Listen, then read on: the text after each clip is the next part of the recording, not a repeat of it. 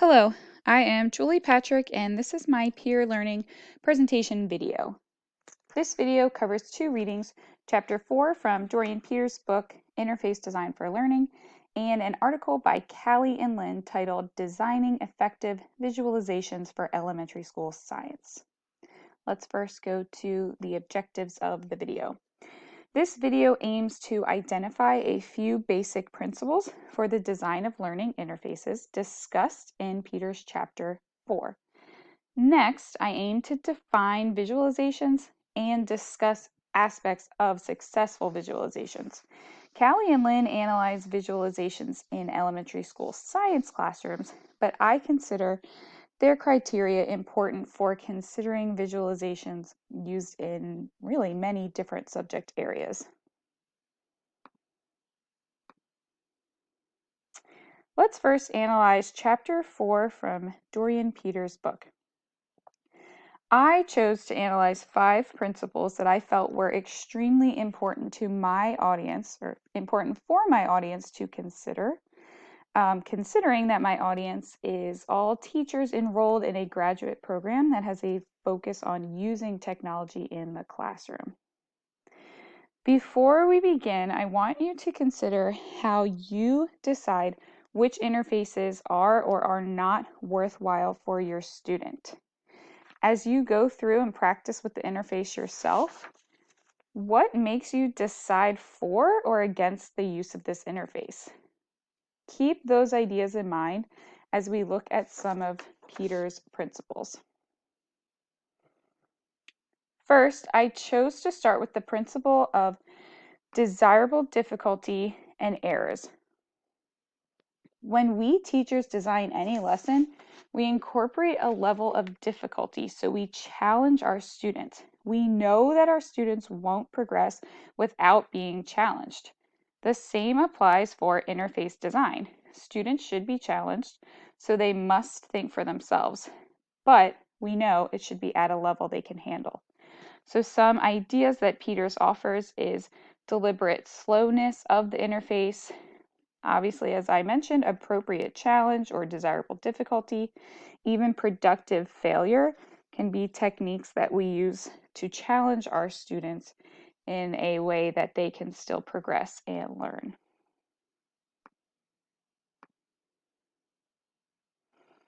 Next, Peters urges us to avoid the inclusion of anything that would lead to extraneous cognitive load.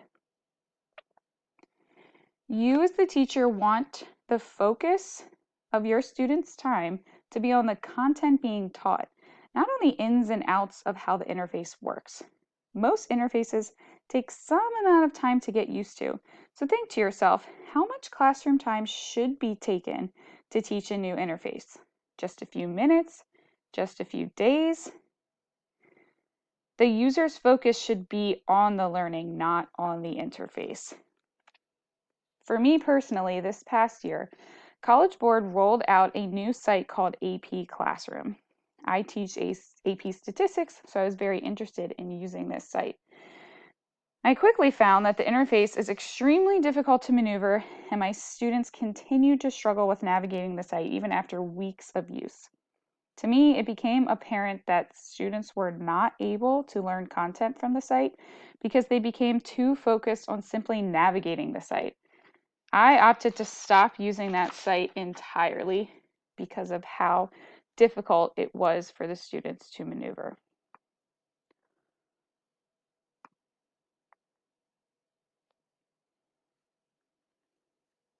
Next, Peters analyzes learnability. Learnability is similar to the extraneous cognitive load principle. The learnability of an interface is how well a student can master the interface with little to no instruction. It has nothing to do with the content being taught through the interface. I love the site Khan Academy for its learnability. The first time I asked my students to use this site, they logged on and independently completed all tasks without asking me a single question, like, how do I do this? Where do I submit this? Where should I be now?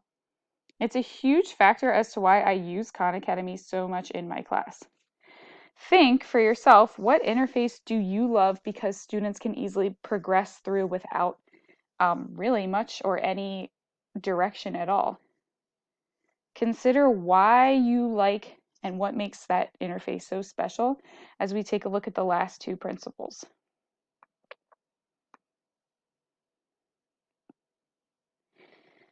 Next, I chose to look at Peter's paradox of choice. As explained in the extraneous cognitive load principle, there is a limit to what our brains can handle. So, although it is best to offer choices, we want to limit the number and the difficulty of choice that we present to our students on interfaces. There's an online textbook that I use in my Algebra 1 class. The interface offers worked examples or video explanations for every topic. However, the students are not even required to use either to progress through the lessons. I find that my students feel in control of their learning, but reassured that there's an option for additional help if needed because of these choices. I believe it helps them feel more confident in being able to teach themselves the new content. They know that they have the choice there, but they can also skip it if they are feeling as though they have mastered the content without it.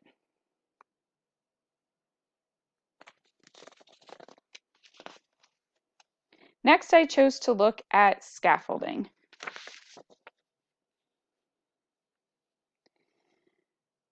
The use of scaffolding in the design of an interface can be very important. First, I want you to consider how you typically scaffold regular face-to-face lessons or entire units of instruction to best help your students without considering any use of multimedia, just typical unit plans and lessons. You probably start off by offering a lot of help and assistance, then gradually take that away as the students become more confident in their skills. Similarly, interfaces should become less structured as students progress. Students can be at differing levels at differing times. This helps make learning customized to each student. A program called Ascend Math is used at the high school I work at to provide supplemental help to students struggling in math. It changes and adapts with the students as they progress, which helps build their skills and confidence so they are more successful in the traditional classroom.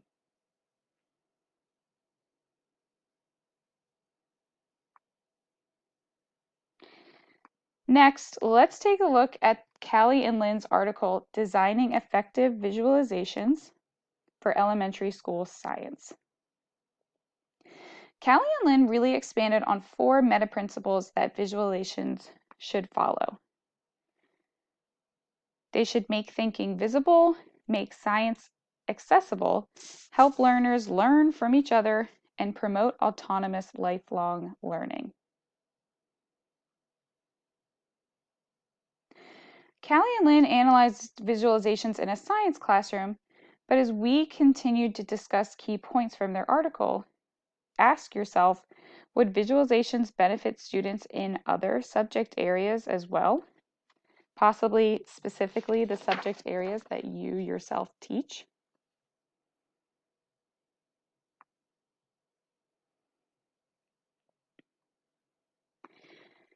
So Callie and Lynn define visualizations as an interactive representation of scientific processes that students can manipulate. This made me realize that I use visualizations often in my AP statistics class. For example, I have included a picture of a visualization that helps me introduce sampling and significance tests to those students. My students are free to experiment with this visualization for about 30 minutes before we discuss their discoveries together as a class. It has been far more effective than the lecture I did during the first year or two of teaching this course. I have found that the students develop a deeper understanding of concepts and often refer back to this activity throughout the rest of the unit.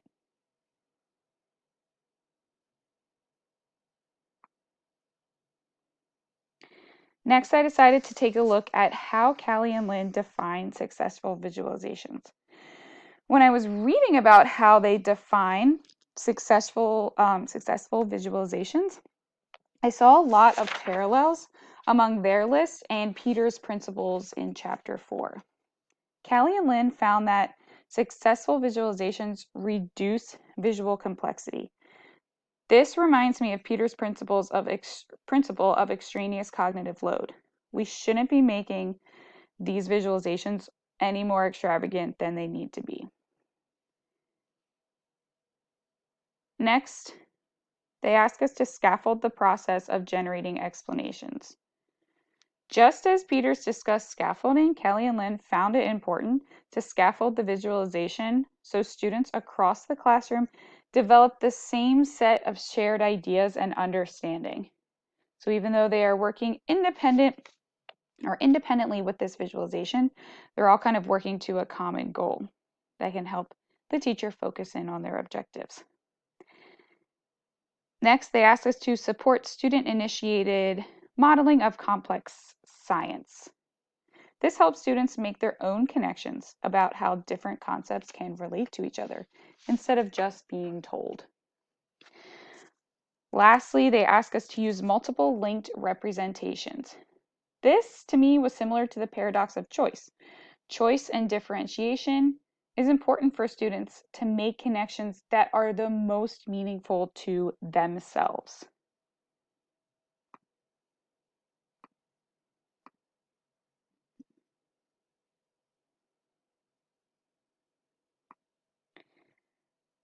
Finally, they wanted us to consider that the major goal of visualizations is really to help students connect prior knowledge to new concepts on their own. Less direct instruction from the teacher, more manipulating things themselves to really build on any of their prior knowledge. Secondly, in order to be effective, visualizations need to be carefully designed. This leads me to my overall summary from both readings